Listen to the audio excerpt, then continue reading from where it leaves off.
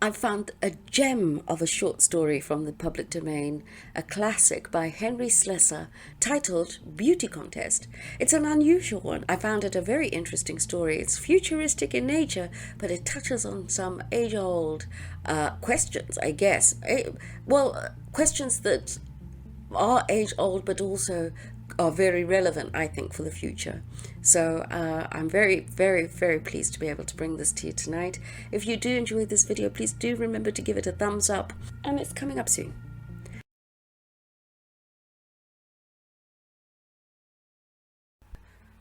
The girl in the yellow bathing suit plucked out her hairpins in exasperation and flung them onto the vanity table. The redhead seated beside her looked over understandingly. "I know how you feel, honey. I had an electro-perm last week, and just look at me. You'd think they'd have a few facilities around this dump." She surveyed the room disconsolately. It was small and jerry-built, with only 2 tables and 2 mirrors, meant to be shared by 6 girls. It was a duplicate of all the 30 cabins strung out like a serpentine railroad on the edge of Omaha Spaceport. "I hate myself when I look like this," the girl in the bathing suit moaned. She looked in the mirror critically. The face that looked back was actually very pretty, with its wide-set eyes and clear, smooth planes. Her figure was equally attractive. It had to be, to qualify for the finals of the Miss Outer Space contest. "Oh, we all feel the same way," said the redhead sympathetically. "Oh, they're trying to be nice, though. Captain Lester, you know him? The cute one with the freckles. He was really sweet. But these space jockeys just don't understand women, I guess." She sighed, but then smiled reminiscently as she recalled the captain's embarrassment upon showing the girls their quarters. "Well, I'm sorry I ever came," said the other girl, tugging at her blonde curls with a comb, her eyes blurred with tears. "Hey, Cleveland!" Another blonde, wearing an electric blue sweater, scurried up over to the unhappy girl. Her face was lit with excitement, and her high heels clicked enthusiastically. "Can I borrow your Chanel?" she said. "What for?" said the redhead sourly. "Got a date?" "Maybe," said the blue sweater mysteriously. "Janie!" The girl in the bathing suit caught her eyes in the mirror. "You can't do that," she said in a shocked voice. "It's against the rules." "Rules," Janie answered lightly, "are made to be broken." She sprayed the perfume on lavishly. "Besides, it's just for a walk. Some nice second Louis is going to show me around the spaceport." "But they'll disqualify you if they find out," said the first blonde. "Is it worth it?" "Oh, Cleveland," she patted the girl on her bare shoulder. "I'm bored to death. I spent a whole month with nothing but female company. I need a change." "Think we don't feel the same way?" said the redhead angrily. "You knew the way it would be when you entered the contest." "Your green eyes are showing, dear," said the blonde, helping herself to some of Cleveland's lipstick. "Green eyes my elbow," the redhead exploded. "I could get 50 of these space jockeys to squire me around. You think it's so hard? But I had to come 1,000 miles for these lousy finals, and I'm not stupid enough to risk everything for a guided tour with some shave-tail." "Oh, don't protest too much," the blonde jeered. The redhead shrieked, dropped her brush, and started for the blonde.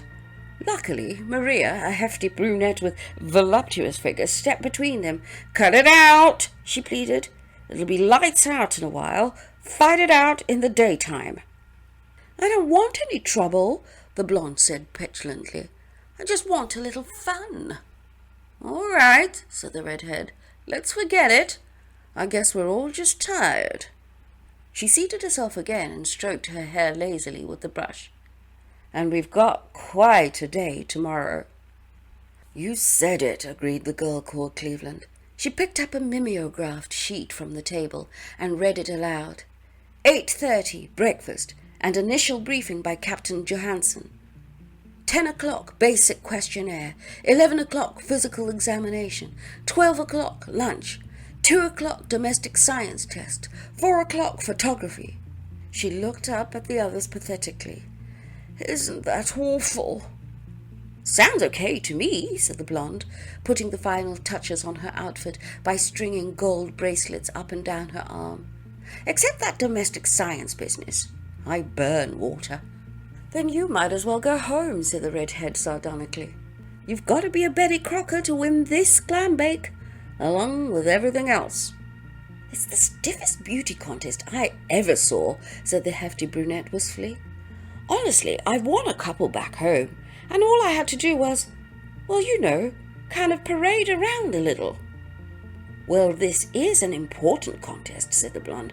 I mean, she added hastily, on seeing the hurt look cross Maria's face, this is a big contest. You know what you get if you're Miss Outer Space? We know the prizes by heart, honey, said the redhead. Why else do you think we're here? It's rough, though, Cleveland admitted, turning the paper over and reading agenda-marked second day. Look what happens Tuesday. 10 o'clock, endurance test. What do you suppose they mean by that? I don't know, the redhead shrugged, but it sure doesn't sound so good. And listen to this one. 3 o'clock, outer space question period. What about that? But I don't know anything about outer space, the big brunette complained. It just isn't fair. Maybe it won't be so bad, Cleveland said comfortingly. After all, the judges must know that we're not astronomers or anything. Seems like a heck of a lot of fuss to me, the redhead said, shaking her head. But I got this far, and even if I get bounced, at least I've met a few nice guys. Lot of good that does, said the blonde, who had started for the doorway of the cabin. Before you know it, they'll be all shipped out to Mars, and you'll never see them again. Yeah, said the redhead. Then how about your second Louis? The blonde made a despairing gesture. Well, what can a girl do? She looked at them imploringly, and then went through the doorway. Lights out in 15 minutes, girls, said a man's voice over the loudspeaker in the corner of the room. That's Captain Lester, said the redhead. Such a doll. She sighed deeply, wound a bright green scarf round her head, and got up from the table. She patted Cleveland's hand. Cheer up, kid, she said. You'll feel better in the morning. The mess boys in the spaceport dining room couldn't stop grinning as they wheeled their trays between the crowded tables. The room was filled with an unfamiliar and highly decorative array of attractive young ladies, and the musical din of their voices was an unusual sound in the rough masculine atmosphere. Breakfast had been prepared with extra care, and the girls had responded with their remarkable appetites, calling for more up and down the line. It was only until their second cups of coffee were poured that Captain Johansen entered the room looking a trifle uneasy, and rapped for attention on a water glass. Good morning, ladies, he said briskly, and flushed when they echoed with giggling and good mornings of their own. He rapped the glass once more, and tried to keep a straight face. I'd like to welcome you again to the Omaha Spaceport, he said. We're happy that you're here, and we're sorry if you've suffered any inconveniences. As you can imagine, we're hardly equipped to entertain almost 200 young ladies, but we're doing the best we can under the circumstances. We hope you'll put up with us for the 3 days of the contest, and you'll find it all worthwhile. He's cute, said a voice in the rear, and the room broke with laughter. The captain was really crimsoned now, and he was looking sternly at the grinning mess boys. He said loudly, As I was saying, you'll only have to put up with us for 3 days, so it won't be too bad. If you need any sort of assistance, you need only call my office. The extension is 33, and speak to a member of my staff. They'll be glad to help you with any problem which cannot be handled by the matrons. Mail will be sent and received at my office, and if you wish to make any long-distance phone calls, my staff can assist you there too. There are, of course, doctors on the field, in case any of you require medical attention. How about dates? Said a voice from the rear. This time there was only a slight titter in the audience. I'm sorry about that, the captain smiled. "And if you think I'm sorry, you should see the long faces on the field personnel." He basked in their appreciative laugh. "I'm sure you all understand the reason for this restriction. Interplanetary travel is a civilian enterprise, of course, but subject to the same code as the armed forces. We're constantly under close scrutiny by the public.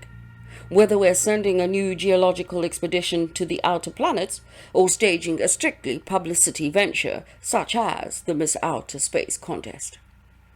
He cleared his throat. "So you see," he said carefully, "we must keep the contest in a rather respectable atmosphere." The girls tittered again. "Now," he continued with a relieved sigh, "I'll tell you something about your agenda. You've all received copies, but one of the items may seem more demanding than they really are. As you know, we are not going to select Miss Outer Space on, shall we say, merely obvious qualities. This is not a beauty contest in the strict sense of the term. We want good-looking girls, of course," he said with a slight twinkle, "and you all fill the bill quite nicely. But we are also searching for other qualities which we believe Miss Outer Space should have. Intelligence. No, I don't mean we're looking for Lady Einsteins," he said, as a groan rippled through his audience. "I mean good common sense," he explained. "The ability to meet situations. Domestic know-how, too. The rudiments of keeping a decent home. Physical fitness, and something else that I really can't define in a word. Character, I suppose, is as good as any." He looked around the suddenly quiet room. "All these things will be explained to you more fully. I just wanted to let you know how grateful we are to you for sticking by us as well as you have, and we hope you'll bear with us a few more days until the final judging is made. There'll be rewards for every one of you, I promise you that. No one will leave the spaceport disappointed, and one of you will leave with very rich rewards indeed. Thank you," he ended abruptly, and left the room. The redhead flung herself on a cot and groaned. "Oh, what a day," she said. "It wasn't so bad," said Cleveland, looking in the mirror and feeling better about the looks of her hair. "Wasn't that questionnaire a beauty?" said the blonde girl, this time wearing a purple sweater. "Please check your birth certificate when giving age," she quoted. "You know, I don't think they trust us." "That domestic science test wasn't too hard," said the brunette. "At least I didn't burn anything," said the redhead. "But did you get a load of that cooking equipment? I swear I haven't seen junk like that since I went to an antique auction in New Jersey." "Well, I guess they just don't have modern facilities." "You can say that again. Back home, we just put the food in the gadget, press the button, and whammo! This stuff is practically primitive. Say, did you see the face on that Captain Lester when he tasted that strawberry cake of mine? Gee, he's cute. If I was running this thing, I'd make it a law that nice-looking guys like him get earthbound jobs. And that photography business was something. I haven't been snapped so much since that Shutterbug show in Chicago. Hey, Janie, what happened to your second Louis? I didn't see him around all day. What'd you do to him last night? No, we couldn't get inside the hangar, but we saw enough. Honest, that spaceship is a dream. It was so white. I mean, just like that sheath dress I packed. Say, when do we get a chance to wear some decent clothes, for Pete's sake? I'm sick of these damn shorts and halters. Settle down, dear. Wednesday's the big day. Oh, I'm tired. I don't know if I'll ever survive that endurance test tomorrow, whatever that is. Lights out at 9 tonight, girls. I'd give $50 for some food right now. I'd even eat something I made myself. Who wants to be Miss Outer Space anyway? Second Lieutenant Hartwig set his shoulders squarely as he faced the ranks of women. The exercises will be held at Spaceport Play Area, he said crisply. That's not quite 4 miles from here. The tests will last about 2 hours, so if we make good time, we can be back here before 3. What about lunch? Asked a small voice. We'll get our lunch at the play area. It won't be anything much, sandwiches mostly. As I say, we must be back here at 3, so you ladies can take your outer space question period. That's the last phase of the contest, except for show night tomorrow, of course. How do we get there? Asked the redhead in the front rank. We walk, the lieutenant said grimly. Walk? A chorus of disapproval came from the girls, mixed with some resigned groans. That's right, said the lieutenant. It's not as far as you think, and there'll be field wagons for those who are too tired to walk back after the tests. I needn't tell you, he added. Walking back might count against your score, but that's your privilege. Nice guy, said the redhead bitterly, out of the side of her mouth. The blonde, Janie, who had dated him on their first night, looked hurt. He seemed nice, she said. He was so sweet about things. Let's cut the chatter, said the young officer. Pretend you're in the army now, girls. No talking in ranks, and let's have some semblance of a marching order. My feet hurt already, said Maria. This stinks, said the redhead tersely. I knew I should have quit yesterday. Not me, said Cleveland. I got this far. They won't bully me out of it now. The field trucks drove back just 14 girls from the play area. Lieutenant Hartwig was surprised at the low number after his first hard-eyed appraisal of the women. But 166 of them had stuck it out with a perseverance that didn't quite fit his preconceived idea about the durability of young women, particularly the kind of young women who had entered beauty contests. But they stuck.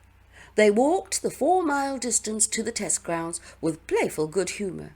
They took the hurdles of the obstacle course with only minor accidents. They joined in the water trials with gleeful abandon, and they even forgot their aching feet when the whistle blew for the running events. The blonde that Hartwig had dated proved a frost in the first 10 minutes of the exercises. She balked at the obstacle course and pulled a fit of weeping. Hartwig himself helped her off the grounds and tried to be nice about it, but she seemed to want to blame him for everything and gave the young officer a tongue-lashing that brought a blush to his face. She sat out the rest of the field trials in a truck, waiting to be driven home. But that other blonde, the pert one with the curls and the stunning figure, the one from Cleveland, now that was something more to Hartwig's liking.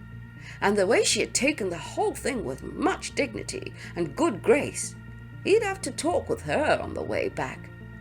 Okay, girls, he called to them cheerfully as they began to wearily trudge back to the spaceport. I know you're all bushed, but if we put up a little pep into it, we can get back at 2:30 or so. That will give you some time to freshen up before the outer space question period. You'll probably want to do some repair work on the makeup. They made the march in less than half an hour. Captain Johansson kept his eyes on the paper on his desk, pencil poised, as the pretty girl in the chair watched him anxiously.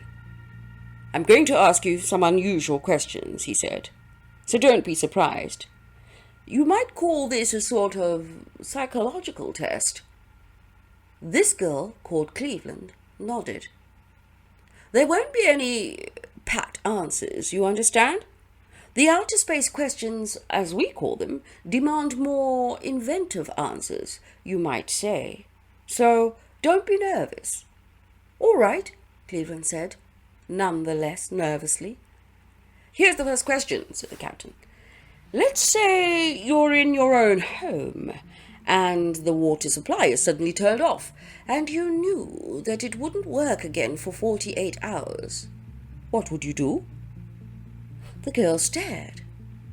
Why, I'm not sure. She thought a while. I suppose I'd see if there were any water in the fridge. Yes, of course, said the captain. But what if you didn't have any refrigeration equipment? Well, I'd see if there were fruit or vegetables around. I'd get all the juice I could find. I'd drink that. How about bathing? I just wouldn't bathe. Not if I didn't want to be thirsty.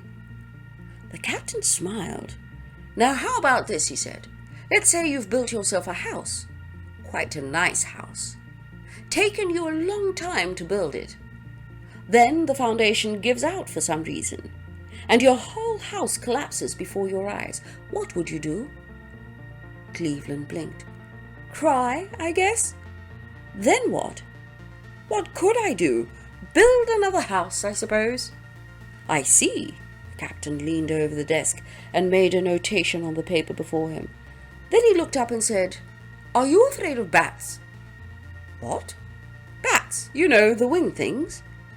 I don't know. I don't think I've ever really seen one. Except in pictures, of course. Do you believe they get in your hair? The girl touched her blonde curls. I don't think so. That's one of these fallacies, isn't it?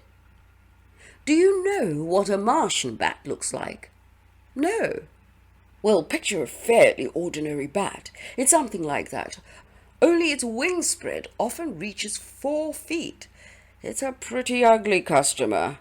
Now let's say you're in your own parlour for one night, and this big thing comes flapping into your home. And fallacy notwithstanding, let's say you know this bat will just as soon land in your hair as any place else. Would you be frightened? Of course, said the girl. Then what would you do? Hit it with a broom, she said. It was show night. The trunks flew open, and dazzling gowns of silk and satin and nylon and orlon and sprylon were brought out, rustling beautifully. The long row of cabins on the edge of the Omaha spaceport crackled with girlish excitement as the entrants dressed for the final judging.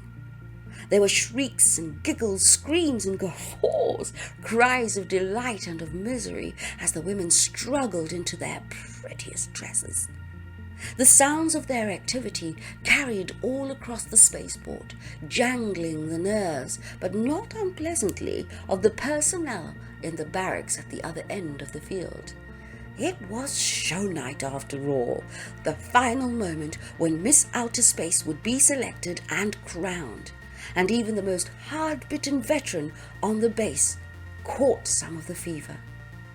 The Omaha mess had been converted into an auditorium. It was the largest single room on the field, and the mess boys had contributed to the event with elaborate decorations, makeshift affairs of crepe and bunting and straggly floral bouquets. The clatter of folding chairs was deafening as they were lined up in uneven rows in readiness for the audience.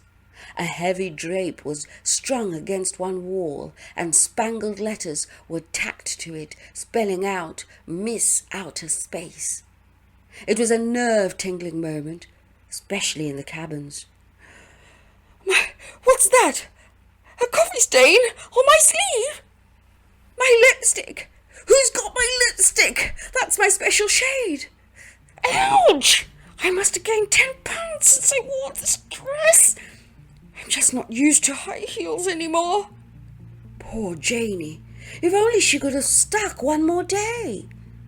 Honestly, you could give me 2 minutes at the mirror, just 2 lousy minutes. Just keep your eyes off that Hartwig fellow, Cleveland. It looks just a little too obvious. Maria, would you please get your big...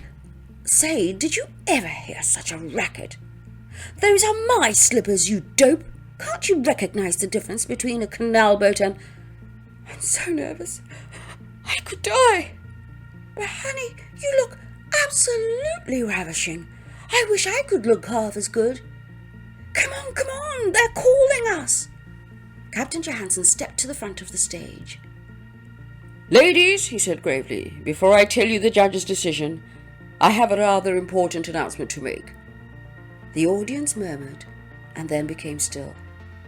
When you first arrived at the Omaha spaceport, I told you that none of you here would leave without some sort of reward. I meant that sincerely, and you'll find that I was telling the truth. But I have a different kind of prize to offer you ladies now, and I hope you'll pay careful attention as I describe it to you. The audience stirred again. This had been a rather curious affair for all concerned. The captain continued. On the surface, the Miss Outer Space contest may have seemed like a rather spectacular publicity stunt. It certainly is that. But we had another intention in staging this competition, a far more important intention, and one we have not revealed until this moment." He looked directly at the women. "Did you look up at the stars tonight?" he asked them. "It's a fine, clear night, and if you did, you may have seen the planet which is the core of the work of the Omaha spaceport, the planet Mars. There are people on that planet now, people from Earth. They're all men, young men, the finest that the planet can boast. These young men are performing some of the most important duties ever assigned to young men in the world's history. They are settling a new world for us, a brand new planet, rich in mystery, danger, and untold wealth. They are all living hard lives, and often short ones, to pioneer this new frontier. One of these days, perhaps many generations from now, our world will fall on its knees and thank God for the duty and the spirit which moved these young men to undertake this hazardous and lonely mission. Some day, an overcrowded and worn-out earth will sanctify them for building a new home for the human race. You've seen some of these young men on your visit to this spaceport. They are typical of the men on Mars today. Various, intelligent, competent young men, well versed in the sciences and the humanities. Take a good look at them. It may be the last time you will ever see them, for when the orders arrive that will take them to Mars, they shall not return again. This is a lifetime assignment. The men here tonight and the men on the winkling red planet above our heads have taken no wives and made promises to no sweethearts.